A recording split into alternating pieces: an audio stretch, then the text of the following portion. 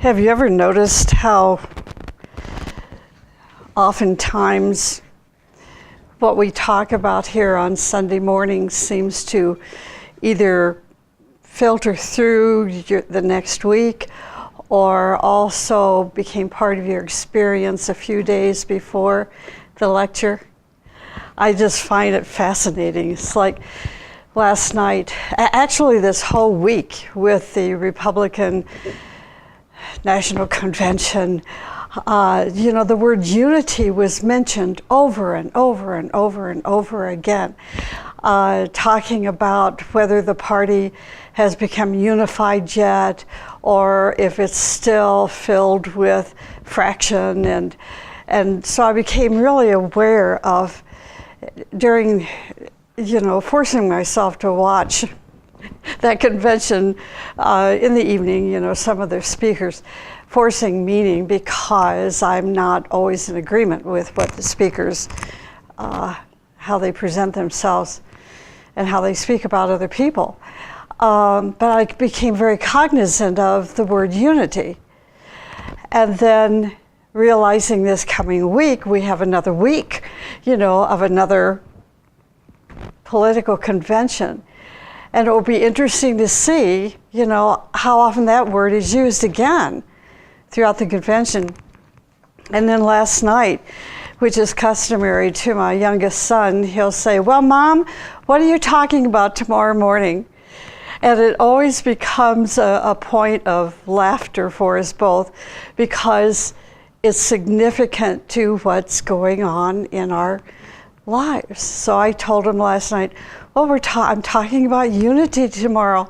And we just laughed because it was, something that we have been going through this week. Unity. So I'll be talking about unity this morning, but it's a little more esoteric, than what we are listening to in the political conventions. So this morning I'm going to talk about the fact that unity is a law, and that law is evolution. So unity is a law. Law is all about evolution. Then I'm going to share a story, a little Buddhist tale, and then I will spend the rest of this morning talking about integration and alignment, and how integration and alignment bring us together as a unified whole. This morning's meditation was about building the Antakarana. It was a meditation that we can use to help build the Antakarana. To build the Antakarana, the bridge of consciousness requires integration, requires alignment, which requires unity. So you can see how it all works together. You can also recognize in humanity, in your personal life, in the life of humanity, that people either go towards unity or they turn their back and walk away from unity. If you are walking away, if you turn your back away from and walk away from unity, you are walking back into involutionary history. If you are walking toward unity, applying this law of unity, then you are walking along with, keeping rhythm with, keeping a pace with evolution. That you are rhythmically in harmony with the cosmic magnet. And in so doing, you are creating or carving out your path to the future towards infinity, which is a path of joy, which is a path of striving toward perfection, toward self-transformation, toward transfiguration. Everything that we read about in the teaching that assures us, as long as we follow these laws, like the law of unity, that our soul is going to progress, our unfolding human soul is going to advance. So, the law of unity is a law, if we follow it, will help our soul to advance and progress. And free will is about our choice. Are we going to move back into the involutionary process of life, which is separative, which is full of self-interest, and things like that? Or are we moving more toward the cosmic magnet, which is all about heart, all about love, all about unity? It is interesting to consider unity as a law. When I first, read that and I was putting together this morning's talk, I just found that fascinating. So I wanted to learn more about what the teaching has to say about law. And that's when I learned that law is all about evolution. Going against the law is all about involution.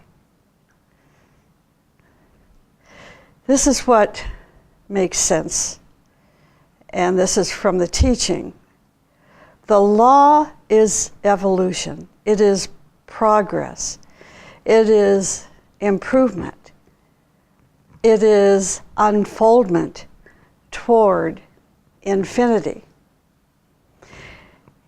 If we could teach our children the definition of law, rather than, if you break the law, you're going to be punished by going to jail or being put on probation, or all the myriad of, things that the law does today to punish our children and adults. If we could instead give them the higher aspect of law, that law comes from God. Their whole approach, I would like to think, their understanding about the law is not, this is something we should fight about and go against and argue with, but this is how I'm going to be successful in my life, by following God's law. We are told that all true laws given to the world are a precipitation of that mighty center where the will of God is known. These laws are given in Holy Scriptures. They direct human conduct. They direct human conduct in individual and group ways and lead us toward the cosmic magnet. Hey, if we could just sit down with our little ones, maybe share stories, write poems, bring little ones together and show them the joy of God's will, that it is a joyful experience to live God's will. Imagine now some of these little ones running for the office of the president of a country. Imagine how they would apply the law to the citizens of their country, and how the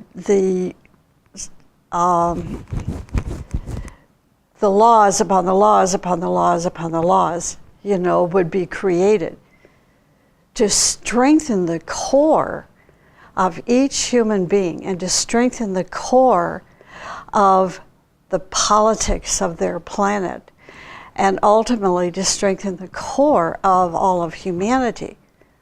If we could just sit down with our children when they're still in those formidable years before, they become rebellious as teens and trying to understand what being independent is all about, we would live in a very different society today, on a world level. Each law in any period, anywhere, is a way of translating the central will on a given level through a given culture or civilization. So they're like emotional laws and mental laws, spiritual laws, and so forth. Now, it is through legislation that governments are remote echoes of God's will, if they are not distorted by their own separative interests. During the horrendous events that have taken place over the past 2 weeks, not only in this country, but around the world, in Nice, on their Bastille Day in Turkey, which was at the Ataturk airport, and most recently in Germany, one word kept coming up over and over in conversations as journalists and anchormen and women would interview those that survived, these attacks. And that word was unity. See, there is a instinct. This is what it taught me as I was listening, to the suffering and the pain and the anger and of these survivors as they were being interviewed, is that unity is an inherent part of the evolving human soul, the soul that is going toward evolution. Unity is an instinct, in other words, of our heart. If we understand that the nature of our heart is a reflection of the heart of the universe, which is also called the cosmic magnet, then we can recognize those who are on the evolutionary path by the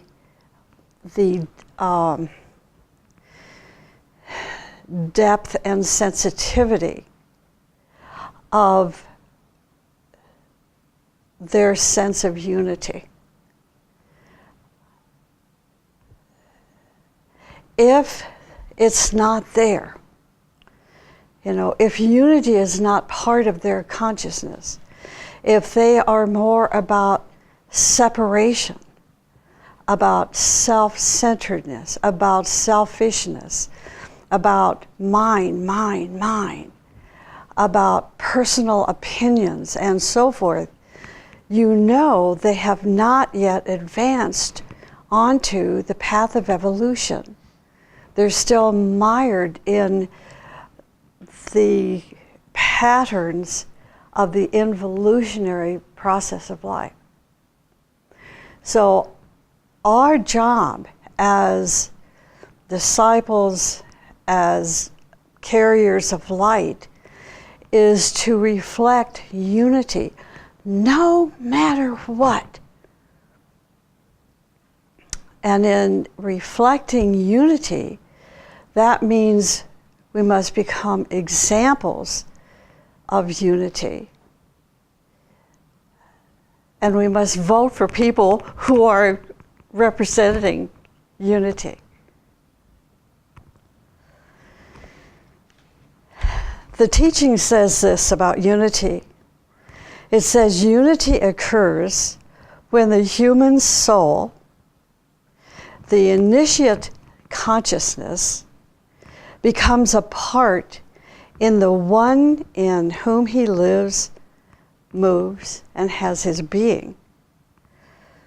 It says unity is a process in which your consciousness, your feelings, your activities go toward unity. This is what the teaching says. It says you think as if you are one. See, when you're talking to your child and you're angry at your child, if you think you are separate from your child, all you're conveying is the involutionary side of life. You're not teaching that child to go toward love, to go toward unity, to go toward oneness. You are dividing yourself between you and your child.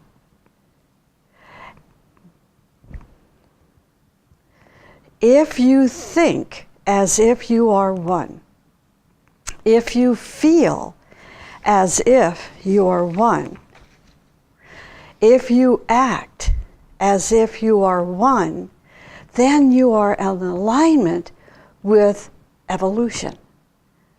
And evolution means now we are all responsible for the life of our planet to move ahead, to progress. So when we die and we come back again, we will reap the reward of the evolution of this law, the law of unity. So how can we practice unity? When Gandhi was asked, Mahatma Gandhi was asked if he had any message for the world, he said, yes, my life is my message. My life is my message. So, what message does your life give? This is something we need to look at very carefully. You know, I was going to say throughout this week, but this is something we should ask ourselves periodically, you know, through our life. What message does my life give? What message does the life of this group give? What qualities of your being do you bring into the difficult situations in your life? Do you get angry? Do you get opinionated? Do you become divisive? What qualities do you bring into difficult situations? Without words, in what way do you touch your friends and family and community? Without words. What is the spirit you touch them with, and how are they going to remember you? As adults, I bet you right now, if you take your memory back to the time you were 3 or 5 or 7, and you're standing in front of mom and dad, you can determine what qualities of their being, their spirit, they gave to you. You're not going to remember their words, but how you felt, right? No? That's what you're going to remember about mom and dad. Yeah, sure, some words are going to come in. But what are you going to remember? Their hugs, their smile, their fragrance, their joy. The times that, as a family, you experience joy together. Or instead, are you going to remember that sour-looking face? or this little kid down here, you being the little kid, and Dad being like, the jolly green giant, except not so jolly, and looking down at you, saying, I love you so much. But, so, what qualities of your being do you bring into difficult situations in your life? Is it a reflection of the law of unity, or have you turned your back on that law and moved back into involutionary process? Where do you practice and embody your greatest wisdom and love and values? Where and when? Is it when everything is going perfect? Or is it when you're really being tested and challenged? Where do you practice and embody your greatest wisdom and love and values? Where do you not do so? If you were to live your life truly aware and awake and in compassion, how might you live? The answers to these questions reflect your consciousness at this stage of your life. All your answers should lead to the law of unity. Lead to the law of unity. Lead to the law of oneness. At the time of the Buddha, a story is told about a young woman named Kisa Gotami who experiences a series of tragedies in her life. First, her husband and another close family member died. All that remained for her was her only son. Then he became stricken with an illness and died as well. Her husband, a close family member, and now her son. Wailing in grief, she carried the body of her dead child everywhere, asking for help, for medicine, to bring him back to life. But of course, no one could help her. Finally, someone directed her to the Buddha, who is teaching in a nearby forest grove. She approached the Buddha, crying with grief, and said, "Great teacher, master, please bring my boy back to life." The Buddha replied, "I will do so. But first, you must do something for me. Kisa, you must go into the village and get me a handful of mustard seed." Now, in that time, a mustard seed was the most common Indian spice.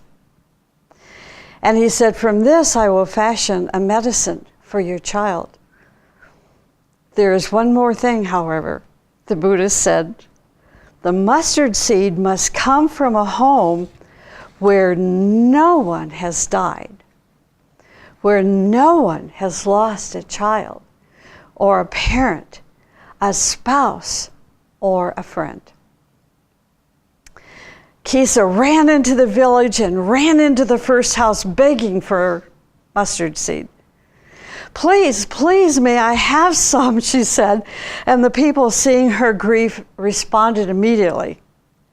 But then she had to ask, "Has anyone in this home died?" "Well, yes, we had a death just last year." So Kisa ran away and ran to the next house. Again, they offered her mustard seed. And again, she had to ask, "Has anyone here died?"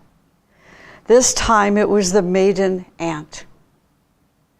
And at the next house, it was the young daughter who had died. And so it went, house after house in the village. There was no household she could find which had not known death. Finally, Kisa sat down in her sorrow and realized that what had happened to her and to her child, and life happens to everyone. That all who are born will also die. She carried the body of her dead son back to the Buddha. There he was buried with all the proper rites. She then bowed to the Buddha and asked him for teachings that would bring her wisdom and refuge in this realm of birth and death. And she herself took these teachings deeply into her heart and became a great yogi and a wise woman. This is a good example, a good story which reminds us, see, of the law of unity. You cannot think you're exceptional to this law. That these events in your life have happened only to you. If you think that way, you're not on the path of evolution. You're not aligned to the law of unity. Unity occurs when the human soul, the initiate consciousness, becomes a part in the one in whom he lives and moves and has his being. There was nowhere Kisa could go to find someone who had not had the same experience as herself. When we begin to think as if we are one, feel as if we are one, and act as if we are one with the law of unity, we will no longer be a separate part of life, but of consciousness. I was reading the other day in one of the books of the teaching that every success in the world is the result of the law of unity, of integration and togetherness. The other evening in class, we were studying a definition of integration from the book called Higher Psychism by Torgrim Serdarian. The chapter was about the lotus, engaging us in some exercises on the lotus. And it said in the chapter, when the 9 petals of your lotus are controlling your 3 bodies, this is integration. Alignment is when all 3 of your bodies with the petals are connected with your life purpose. This is unity. An example of unity is where all 3 of our bodies, our physical, emotional, and mental bodies, are coordinated. Where our 3 bodies are no longer in conflict. Where our mental body is making a decision with our emotional body. And our emotional body is making a decision with our physical body. The chapter says this is integration, where your yes will be yes and your no will be no. You cannot do this if there is no unity in you. If our physical, emotional, and mental health is really solid, the dark forces will not be able to break us. If our physical, emotional, and mental bodies are integrated, are aligned, that means we're solid in who we are and who we stand for and what our faith and values and principles are, and that's when the dark forces cannot break us. Temptation will not break us. Sex will not break us. Stupid things will not break us because we are together. We are a together person. We are a together group. We are a together nation. When you are individual within yourself, you are breakable. You do not have success. You do not have health and prosperity or future.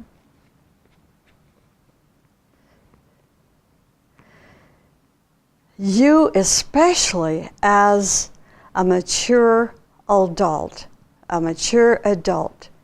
must create a goal, which is to create togetherness and unity within your whole system, your own whole system.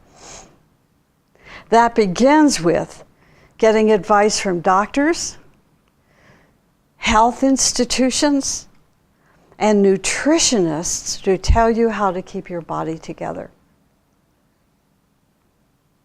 You must unite yourself physically, emotionally, mentally, and spiritually. Now we're bringing in the fourth element, spiritually, to become invincible. This is a basic truth that cannot even be seen. The same applies to your family, to your group, and to nations. Whenever a group or family is united, or a nation is united, it becomes invincible. Now, some members of a group are united physically, but they have cleavages in their physical and emotional bodies. Some people and some groups are physically, emotionally, and mentally united and are very successful. But this is interesting. Their success within a certain time period takes place, but then not beyond that time period. When you or your group is united physically, emotionally, mentally, and spiritually, it lasts for thousands of years. The Great Spirit is working to build a person, to build a group, to integrate a group so that a group becomes a kidney, a heart, a gland in the universal spirit. Why is he doing this? He has a plan. He wants to function better and better, in greater scales, in greater plans, in greater levels. He needs better and more integrated mechanisms to do this. And this is what we are about, or at least trying to be. The process is not easy because of the resistance of human beings. The process of integration and fusion takes ages. It takes process through conflicts, wars, revolutions, hatred, pain, and suffering. But eventually human beings, they do finally come to their senses and form more firm and synthesized groups, nations, and hopefully a united humanity. Humanity will serve as a center in the body of our planetary life.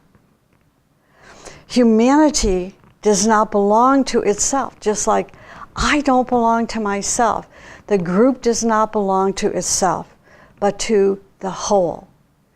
As an individual entity, you have a responsibility to practice the law of unity with your family, and your family with the community, and the community with the nation.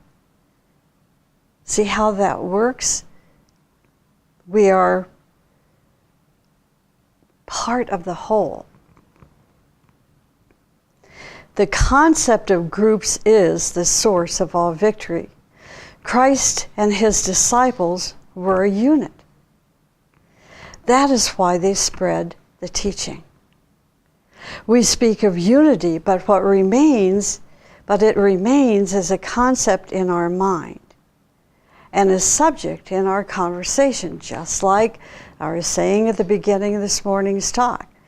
During the RNC, unity, unity, unity, unity. I mean, there was not one speaker that did not include that word in their talk. So it's a subject in their conversations. And I'm sure we'll see it this coming week and hear it as well. But let us not just parrot this word in our life, but become it. We need to take practical steps to actualize it. So what can we do? The first thing we can do is to avoid any speech that is separative, harmful, repulsing, or ugly. Separative, harmful, repulsive, or ugly. The next thing is to consider the unity of your family, your group and nation as more important than your individual feelings. Interest, revenge, hatred. All these must be sacrificed for your family, for your group interest.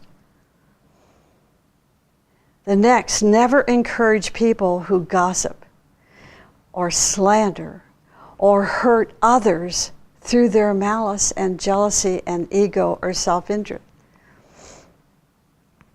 When we listen to Paul Ryan saying, well, I don't like this about the Donald, and I didn't like that about the Donald, and I don't like what he is saying about the Muslims and about the Mexicans, but you know, overall,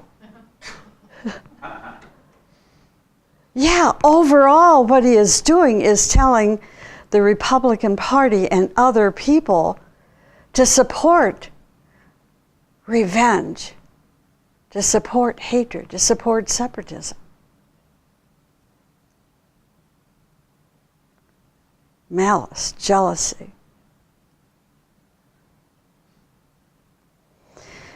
The next is to try always to bring people together by removing the causes of antagonism, which would be, I looked up antagonism. What is Sorry, what is antagonism? It's hostility, it's opposition, it's friction. Remove the causes. The next is show them how the world is getting smaller and how much love and care we need to exercise to live in comfort with each other. To speak to people about superior ways to solve problems rather than by hatred. And to emphasize the value of cooperation. So these last two take mature adults to listen and to understand and to try to become. People think that it is essential to accumulate information about the teaching. It is true that information is important to help your consciousness to progress and to unfold, but the most important point to consciousness is the willingness to cooperate with group members, to integrate the group into higher planes, and make the group function as a center of light and love and energy. You can figure out how much labor and self-examination are needed to make a group a really serving group. And here's a quote. From the teaching, any member who demonstrates the ideal image of group consciousness graduates into the ashramic group, into the hierarchy, and becomes a master of wisdom.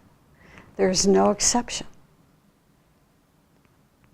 A master is a unit functioning in light, love, and power. Light, love, and power. Perfectly adjusted between the plan and the field of service, wherever that field happens to be, or in whatever that field happens to be.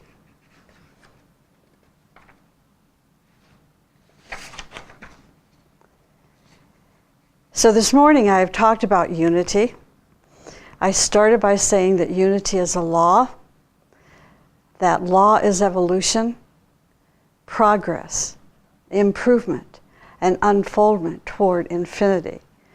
Then I said that unity occurs when the human soul, the initiate consciousness, becomes a part of the one in whom he lives and moves and has his being. where you think as if you are one, you feel as if you are one, you act as if you are one with, we would say, the planetary life.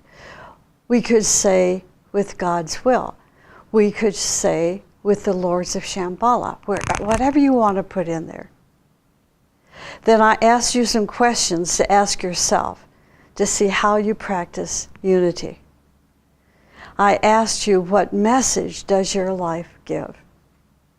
And then I talked about integration, personal integration, and finally integration of the members of a group. So let me end with this. A unified consciousness has no separativeness. A unified consciousness has no separativeness. Isn't that powerful? So we are on a magnificent life path if we can live these laws. It's magnificent. And it's not religious. See, it's like a person told me the other day, well, you have your beliefs, and I'll acknowledge that. See, there's no oneness in a statement like that. You have your beliefs. There's no oneness in that.